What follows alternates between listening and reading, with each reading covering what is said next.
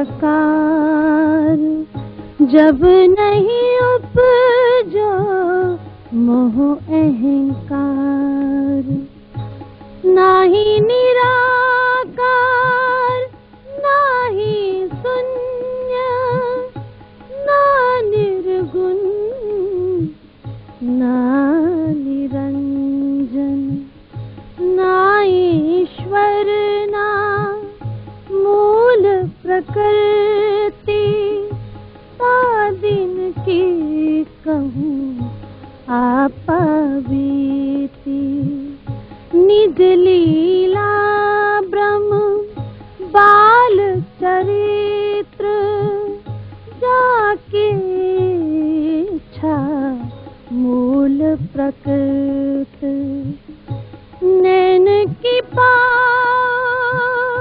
पल में सारत, कई कोट ब्रह्मांड उपजत खपत, इत खेल पैदा इन रवेश, त्रैलोकी ब्रह्मा विष्णु महेश, इस अक्षर को विलसे मन,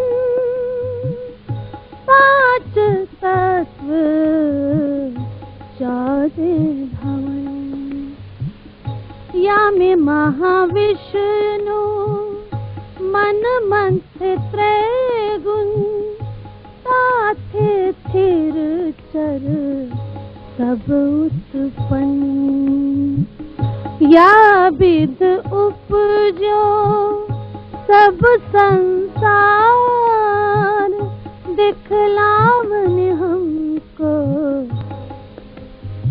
ये विस्तार, जो आज्ञा भई हम पर, तब हम जाना गोकुल घर, या विद उपजो सब संसार, दिखलावन हमको विस्तार, जो आज्ञा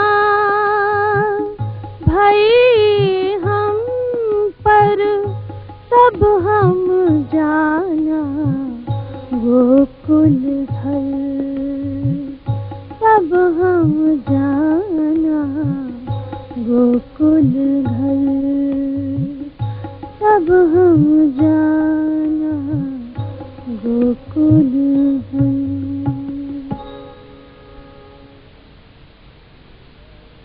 वंदो सतगुरु चरण को, करूं सो प्रेम प्रणाम, अशुभ हरण मंगल करन, धने श्रीदेव चंगी नाम, श्री प्राणनाथ निज मूलपति, श्री मेरा जसुनाम, तेज कुंवरी श्यामा युगल, पल पल करूं प्रणाम, पल पल करूं प्रणाम। साथियों, आओ श्री प्राणनाथ जी की वाणी के आधार पर वह संशय मिटाएं जो जब से सृष्टि बनती और मिटती है, कुछ लोगों की ये धारणा रहती है कि ये प्रकृति अपने आप ही बनती मिटती रहती है। कुछ की धारणा है कि प्रकृति और पुरुष जब मिलते हैं तो सृष्टि बनती है, और जब ये अलग होते हैं तो सृष्टि का लय हो जाता है। यहीं पर ही सब कुछ है। नहीं, अगर प्रकृति और पुरुष जब मिलते हैं, उसके बाद पुरुष का रूप तो सब यही मानते हैं कि वो निराकार है, तो प्रकृति का भी जब लय होता है तो फिर उसका भी तो कोई स्वरूप नहीं रहेगा, तो कौन किसको कहाँ जाके मिलेगा? क्योंकि पुरुष का तो यहाँ स्वरूप कोई मानता ही नहीं है, सब कहते हैं कि निराकार स्वरूप है, यानी उसका कोई आकार नहीं है। तो फिर प्रकृति भी लय जब हो जाएगी तो इसका भी कोई आकार स्वरूप नहीं रहेगा, तो कौन किसको जाके कहाँ मिलेगा?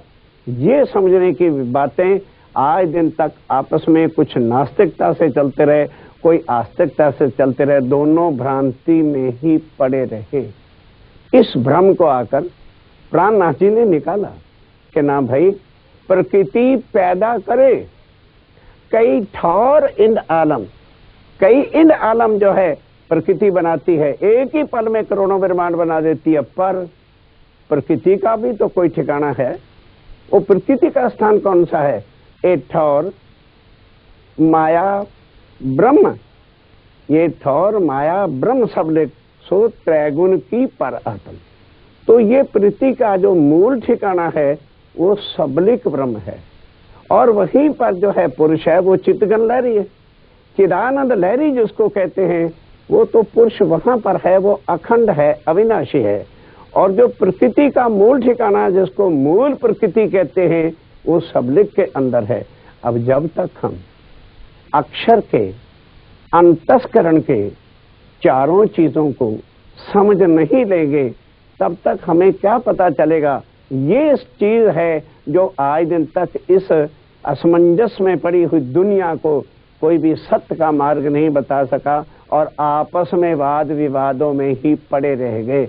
ये 14 लोक जो है, इससे आगे क्या है? आदि नारायण के बाद मोह तत्व है। अच्छी तरह से मन में विचार कर लीजिए। मोह तत्व से ही 14 गुण, निराकार और निरंजन और निर्गुण और शून्य, इसी को ही कहते, जिसको कुरान में क्या कहा है? बेचून, बेचुगुन, बेशबी और बेनमून। भाषा का अंतर है, चीज सब एक है। अब इससे आगे का वर्णन प्राणनाथ जी के आने से पहले किसी ने वर्णन किया नहीं। क्यों नहीं किया? ना कोई परे गया और ना कोई परे से इधर आया। तो यही चीज कृष्ण ने गीता में कही कि वो जब पराशक्ति जब तक आ नहीं जाती तब तक कोई भी इसका भेद खोल नहीं पाएगा, वो भी नहीं खोल पाए। ये है कलयुग की वो महत्ता कि जब पार ब्रह्मक्षातीत आकर इन सब झगड़ों के, इन सब जो चीजें वहमों में और पड़ी हुई थी उन पे आके भेद खोलेंगे। तब उन्होंने क्या बताया कि आओ सबसे पहले हम प्रकृति और पुरुष का रूप जो असल है, जहां से सृष्टि बनती है, जहां से सर्जनहारा कहां पर है? सृष्टि का सर्जन तो हो गया, सर्जनहारा कहां पर है? अगर सर्जनहारा को भी हम सृष्टि के अंदर ले लेंगे तो महाप्रलय में तो फिर उसका विनाश हो जाएगा। फिर कौन सृष्टि का सर्जन करेगा? सर्जनहारा जो है वो अखंड है, अविनाशी है, जिसको ग्रंथों में क्या कहा? कूटस्थो अक्षरा उच्यते, वो अक्षर ब्रह्म है। वेदों में भी वही बात कही, क्षरात परा अक्षरा, परा का है ना, इसके अंदर तो नहीं कहा। उसी चीज को कुरान में इलाह करके कहा है, उसको जो है बाइबल में क्रिएटर करके कहा है। तो क्रिएटर इसके अंदर, नश्वर जगत के अंदर किस तरह से हो सकता है? अब सोचिए। तो फिर कोई ना कोई स्थान तो होना चाहिए, वो है अखंड स्थान। ये क्या है? काल माया का ब्रह्मांड है। यहाँ का क्या विधान है, यहाँ का क्या नियम है कि जो चीज यहाँ उत्पन्न होती है, उत्पत्ति होती है, उसका महाप्रलय में लय निश्चित है, निश्चित है। अब चलना है आगे। आगे क्या है? हर चीज अखंड है, लेकिन वहां पर कोई नई चीज यदि बनानी है तो वो शक्ति वहां भी नहीं है, वो उससे आगे। अक्षर से परे अक्षरातीत जो पूर्ण ब्रह्म है, वही उस योग माया के ब्रह्मांड में। अब समझना है कि जी योग माया का शब्द तो नया सुना है। जिस जगह से पार ब्रह्म की सत्ता की बाउंड्री शुरू होती है उसको कहते हैं योग माया का ब्रह्मांड, और उसको कंट्रोल कौन करता है? क्रिएटर।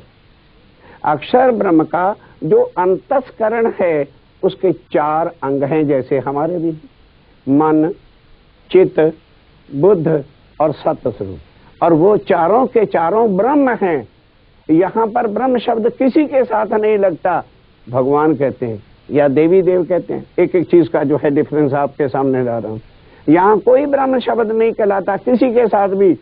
ब्रह्मा के साथ ब्रह्मा ब्रह्म नहीं कहलाते, शंकर जी के साथ शंकर ब्रह्म नहीं कहलाते, भगवान कहलाते हैं, देव कहलाते हैं, और वहां हर चीज ब्रह्म कहलाती है। क्यों? अखंड है। जो चीज अखंड है उसी को ये शब्द लगता है कि वो ब्रह्म है। अव्याकृत ब्रह्म, उससे आगे सबलिक ब्रह्म, सबलिक के आगे केवल ब्रह्म और सत्य स्वरूप ब्रह्म, यानी मन, फिर चित्त, फिर बुद्ध और फिर सत्स्वरूप। अपने शरीर पर घटाइए, मन, उसके ऊपर चित्त होता है, अर्थात मन को कंट्रोल कौन किए हुआ है? जो चेतन शक्ति है। चेतन के ऊपर फिर क्या है? जो बुद्धि है। तो बुद्धि को फिर कौन कौन कंट्रोल करता है? जो सत्य स्वरूप होता है। ये हमारा भी शरीर उसी तरह से है, ताकि समझ सके हर इंसान कि ये मिथ्या है, जगत मिथ्या है, ये शरीर हमारे मिथ्या है, तो सत्य भी तो कहीं पर होगा, कोई तो इसको सर्जन करने वाला है।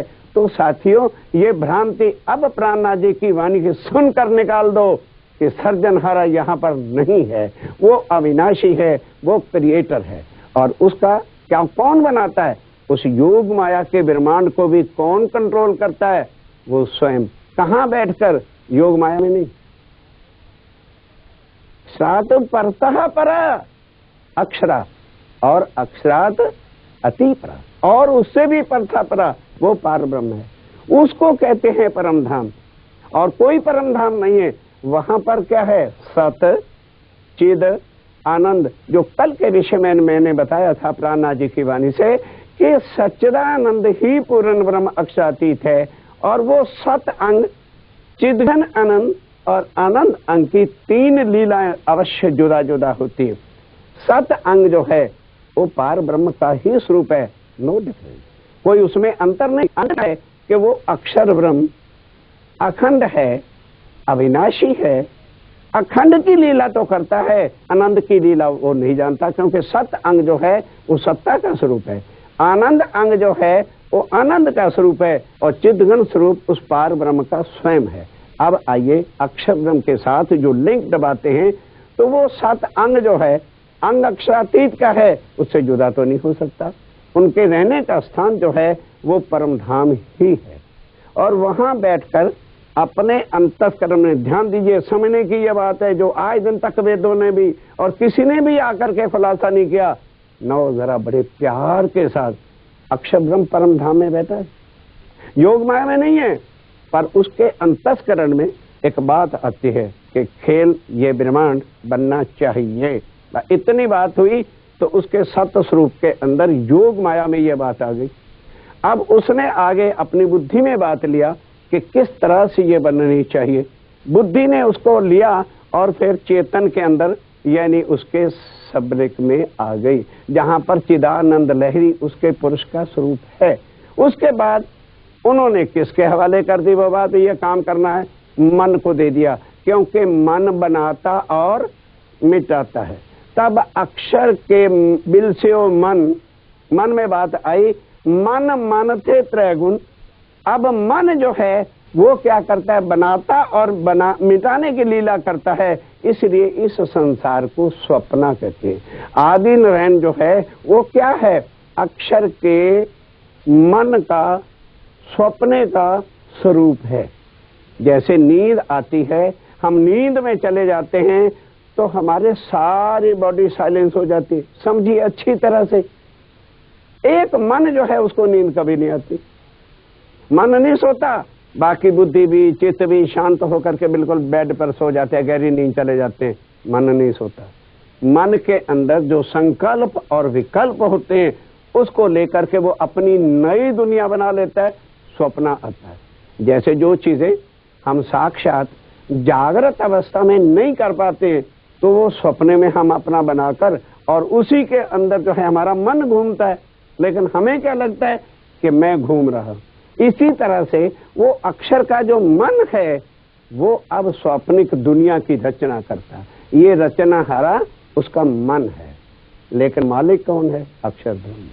अच्छी तरह से समझो, मेरे मन से कोई चीज बन रही है तो इसका मतलब नहीं मन बना रहा है, उसका कंट्रोल करने वाला मालिक मैं हूं। इसी तरह से वो अव्यकृत ब्रह्म जो है, जो योग माया में है, यहां नहीं है, उसका जो ये ब्रह्मांड बना तो उसका स्वरूप स्वप्न में क्या बन गया? आदि नारायण। अब शास्त्र वेद क्या कहते हैं? 1000 वर्ष तक गर्भोदक समुद्र में अंडा तैरता रहा। वो 1000 वर्ष क्या है? वो गर्भोदक समुद्र क्या है? गहरी नींद। जब तक आदमी गहरी नींद में नहीं चला जाता तब तक कोई स्वप्न उसका स्टार्ट नहीं होता। सोते साथ ही जो है वो नहीं हो जाता। तो 1000 वर्ष तक वो आदि नारायण इसी में रहे, कोई सुध बुध नहीं। उसके बाद जब गहरी नींद आई तो अब स्वप्न स्टार्ट होता है।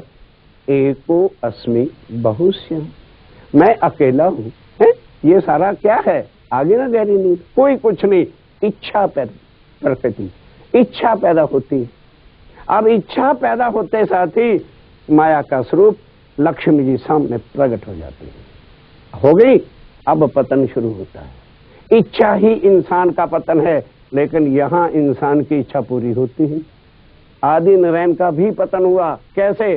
कहां थे? लक्ष्मी जी को साथ लेते ही पताल में शेषाई नारायण पर जा बैठे। अब वही लक्ष्मी, अब उसके मिलन से ही त्रैगुणों की उत्पत्ति होगी।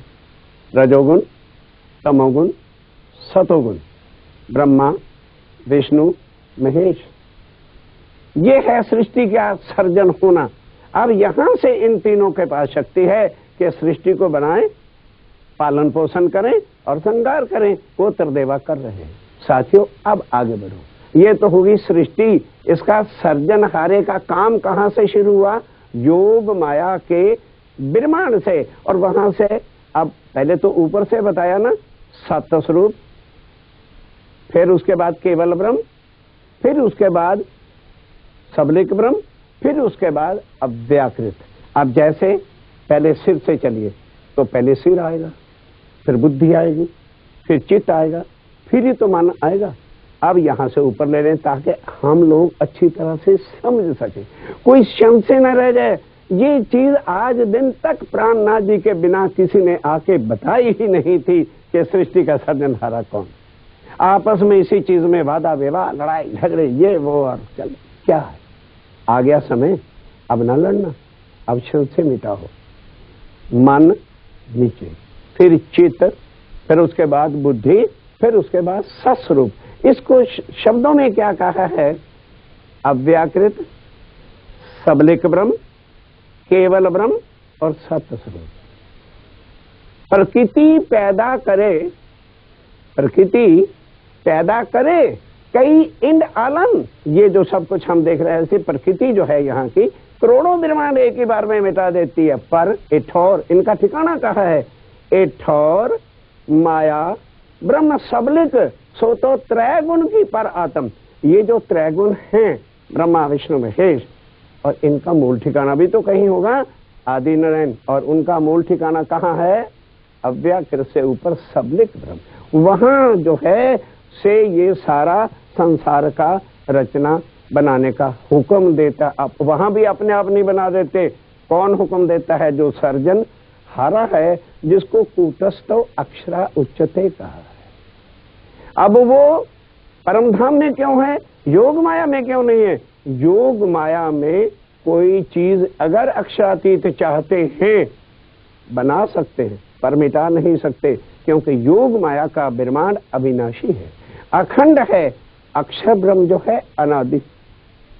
योग माया का हर चीज अनादि नहीं है। आगे चल के विषय आएगा, नित्य वृंदावन और गौलोक का बनाया गया, लेकिन अक्षर ब्रह्म तो नहीं बनाया जा सकता। वो उस पार ब्रह्म का अंग है, वो राइट साइड है, और आनंद लीला जो है उनकी लेफ्ट साइड है, अर्धांगिनी का रूप है। तो ये शब्द इसलिए यहाँ पे प्राणनाथ जी ने आके प्रयोग किए ताकि संसार के लोगों के संशय मिट जाए। अब हुक्म कौन देता है? अक्षर ब्रह्म। अक्षर ब्रह्म ने अपने अंतस्करण के अंदर ये चीज ली कि सृष्टि की रचना होनी चाहिए, तो हुक्म देता, बनाता नहीं। भूल करके भी ये ना समझ लेना कि अक्षर ब्रह्म इस खेल को बनाता है, क्योंकि अक्षर ब्रह्म सत्य है। यदि वो बनाएगा तो सत्य से जो चीज बनेगी वो सत्य होगी, उसका लय कभी नहीं होगा। अब ये बनती भी है लेकिन लय भी हो जाती है। तो कौन बनाता है? मन उसका बनाता है। मन तोड़ता फोड़ता बनाता और करता है। इसका सर्जनहारा तो तो अक्षर ब्रह्म है, पर वो हुक्म किसको देता है? सबलिक ब्रह्म को। क्या बनाओ? बस कहा चेतन में आई चीज और अव्याकृत को वो हो गई। अब अव्याकृत जो मन के स्वरूप को अव्याकृत ब्रह्म कहते हैं। अव्याकृत ब्रह्म, सबलिक ब्रह्म और केवल ब्रह्म और सत्य स्वरूप ब्रह्म। जब तक ये चारों चीजें जो योग माया की हैं हम बुद्धि में नहीं बिठा लेते, तब तक सृष्टि की सर्जन और सर्जनहारा और उससे परे अक्षरातीत पूर्ण ब्रह्म की पहचान आप कभी नहीं कर सके। कोई बड़ा कठिन ज्ञान नहीं, कोई श्लोक नहीं, बड़े सरल से सरल शब्दों में आके प्राणनाथ जी ने इसको दर्शाया।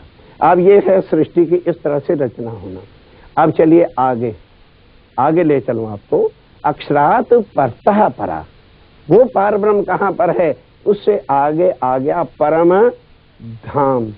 वहां कौन सा तत्व है? अब एक एक चीज को लेते चलिए। यहाँ कौन सा तत्व है? मोह तत्व है। सारी सृष्टि किससे बन रही है? मोह तत्व से। अष्टावरण, 3 गुण, 5 तत्व, सब कुछ इससे बन रहा है। और मोह का इतना बड़ा जाल है कि ब्रह्मा विष्णु महेश सब माया के अंदर जो है जकड़े पड़े, कोई भी इससे परे निकल नहीं सकता। उसका भी आगे चल के देवरा बताएंगे क्यों है ऐसा, क्या है ऐसी चीज। पहले आज सृष्टि और सृष्टि के सर्जन हारे का नबेरा कर ले।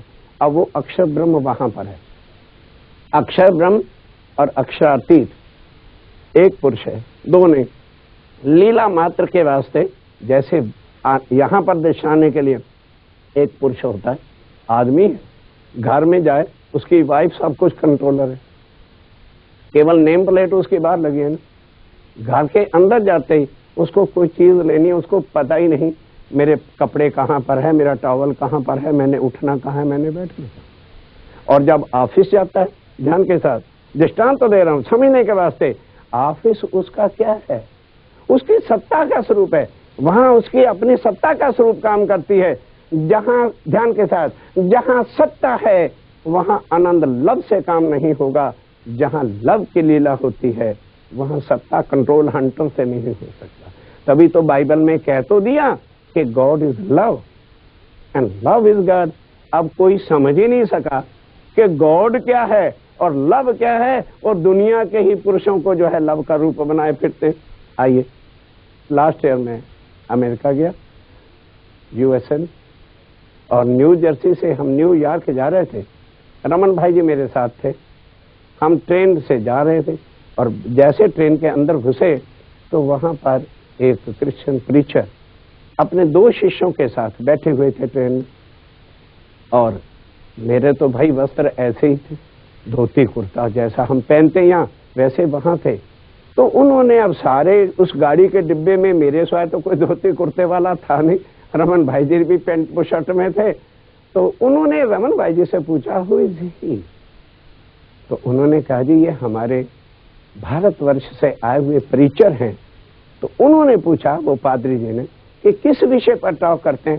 कि ओनली एक सब्जेक्ट है इनका कि सेकंड कमिंग ऑफ क्राइस्ट, जिसके लिए सारा क्रिश्चियन जितने भी बाइबल को मानने वाले हैं आज इंतजार में बैठे। तो एकदम भड़क उठे कि how he can say second coming of Christ. उन्होंने मुझे इशारा किया, मैं कहा जी ये बताइए। और जो 2 फॉलोअर उनके साथ थे, अब आप जानते हो कि उनके फॉलोअर चाहे लेडी हो चाहे पुरुष हो, उस पार ब्रह्म को फादर करके ही कहते हैं। मैंने कहा जी सपोज जिस गार्ड की आप इंतजार में हो और वो आ जाए यहीं पर गाड़ी में, तो आप दोनों उनको क्या कह के पुकारोगे? कहने लगे जी फादर कह के पुकारेंगे। तो मैं कहा भाई फादर, तुम्हारे भी फादर होंगे? पुरुषों से पूछा, कहने लगे यस। और उसकी वाइफ से पूछा, क्या तुम्हारे भी फादर होंगे? उन्होंने कहा जी बिल्कुल। मैं कहा अब जरा मेरी प्रश्न का उत्तर दो कि एक फादर के सामने एक लड़की है और एक लड़का है, तो जो लड़की है वो उसकी क्या लगेगी? लड़की लगेगी ना। और जो पुरुष है वो उसका लड़का हो जाएगा। तो लड़की और लड़के का फादर जो खड़ा है तो वो बहन और भाई होंगे कि पति और पत्नी होंगे। ना गॉड यहाँ है ना उसका लव यहाँ पर है। वो उसके आनंद की लीला, वो उसके लव की निंदा केवल परम धाम के अंदर है, जहाँ पर आनंद का स्वरूप है। जहां पर चिद्घन स्वरूप है और जहां पर उसकी सत्ता का स्वरूप रहता है, क्योंकि वो स्वरूप जुदा नहीं हो सकता परम धाम से। अब मेरा एक अंग वो करता है, दूसरा अंग मेरा काम करता है, एक हाथ दूसरा हाथ, दोनों हाथ मिलकर के ही तो स्वरूप है। इसी तरह से सत्य स्वरूप और आनंद स्वरूप चिद्घन के निज स्वरूप के दो अंग हैं। ये है परम धाम का वर्णन। और वहां से अब सत्ता वाला जो काम करना है वो आनंद वाला स्वरूप तो नहीं कर सकेगा, और जो आनंद वाला है वो सत्ता का काम नहीं कर सकता। तो सत्ता को हुक्म, सत्ता का जो स्वरूप है, अब वो सत्ता की लीला वहां नहीं करेगा। ध्यान के साथ, डिफरेंस बिटवीन आनंद की लीला का स्थान और सत्ता की लीला का स्थान। तो सत्य स्वरूप जहां लीला करता है उसको कहते हैं योग माया का अभिमान। और परम धाम की जो निज आनंद की लीला है वो कहाँ होती है? परम धाम में स्वरूप एक है, लीला दो करते हैं। एक अखंड की लीला जो अक्षर ब्रह्म सत्ता का स्वरूप उसका काम करता है, और एक है आनंद की लीला जो स्वयं पार ब्रह्म अपनी आत्माओं के साथ जो आनंद के स्वरूप हैं उनके साथ उस अखंड स्वलीला अद्वैत, जिसको सारी दुनिया कहती है लेकिन जान न सकी कि वो स्वलीला अद्वैत कहाँ पाता है। तो स्वलीला अद्वैत भी तो तभी समझ में आएगी जब पार ब्रह्म के स्वरूप को समझेंगे। तो पार ब्रह्म का स्वरूप कहाँ है? परम धाम में, जहाँ पर सत्य चिद आनंद है। तो योग माया में क्या है? केवल उसके सत्य स्वरूप की लीला है, जहाँ पर क्या है? अव्याकृत ब्रह्म, सबलिक ब्रह्म और केवल ब्रह्म और सत्य स्वरूप ब्रह्म। इसके बाद आपके सामने वह विषय आएगा जिस पर भी आप हैरान होंगे कि कृष्ण का स्वरूप क्या है, किसने जन्म लिया, किसने 11 साल 52 दिन तक लीला की, उसके बाद रास कहाँ पर हुई, जिस रास को आज सारे खोजते फिरते हैं, और वो अखंड कैसे हुई, फिर उसके अंदर कौन सी शक्ति पार ब्रह्म की थी, कैसे उन्होंने आके लीला की, ये विषय अब आपके सामने आ गया है। निज लीला ब्रह्म बाल चरित्र जाके इच्छा मूल प्रकृत नैन की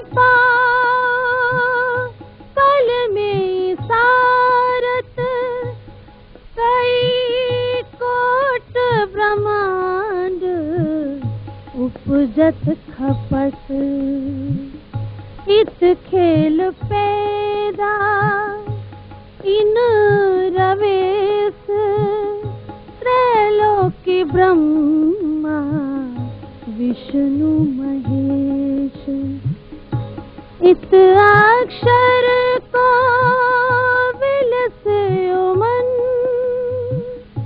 पांच तत्व 14 भवन या में महाविष्णु मन मंथे त्रैगुण साथे थिर चर सब उत्पन्न या विध उपजो सब संसार दिखलावन हमको ये विचार